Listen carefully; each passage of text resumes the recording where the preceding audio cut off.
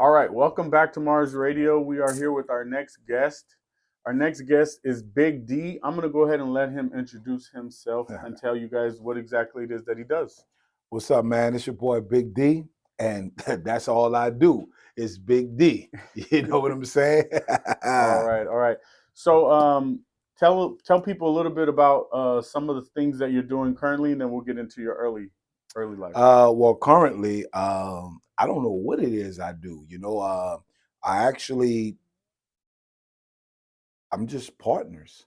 I just have a lot of partners. I have a lot of partners in a lot of things. People that's gonna watch this, in the area, they know who I am. They already know what it is. I'm the guy who don't want my name attached to nothing, but I get that bag, and that's what it is. That's what's up. You also throw some pretty dope parties. Yeah, I do. We'll leave it do. there, and then Yeah, we'll circle back yeah, around. yeah. All right. So, where are you from? I'm from New Orleans. From New Orleans, Louisiana. New Orleans. And what is something about New Orleans or Nolans that comes to mind when you think of home? I think of home, history. Elaborate on that a little bit. Because a lot of people, they always think New Orleans is just Bourbon Street. The cold part about it is you don't know why you go to Bourbon Street.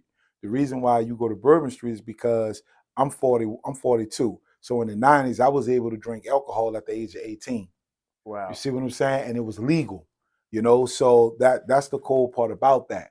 So, a lot of people that's older than me, they flocked to Bourbon Street because it was the capital. You can drink alcohol at 18. It was the party city. Bourbon Street was the lick. And, that's just what it is and what it was.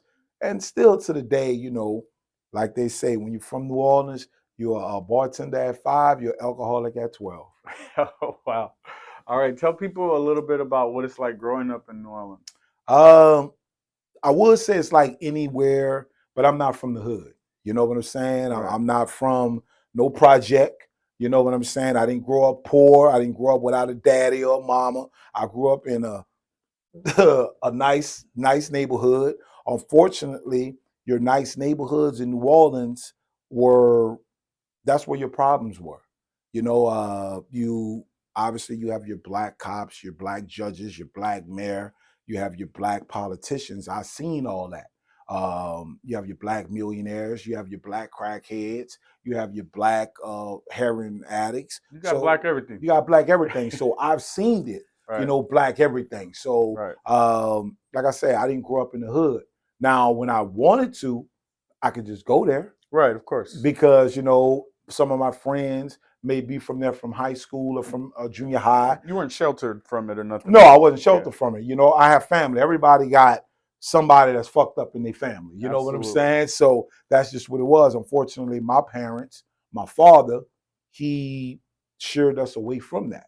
You know what I'm saying? He took us away from that. He worked his ass off. Yeah. He did what he had to do to make sure we had. That's the plan, ain't it? That's always the plan until this day. Right. The house been paid off since 1965.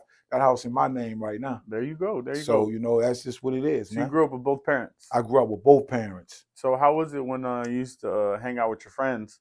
You going home to mom and dad, and not all your friends are probably going home to mom and dad. I never asked because, I was young. Right. You didn't really, the only thing I could say about that was my dad didn't like black people.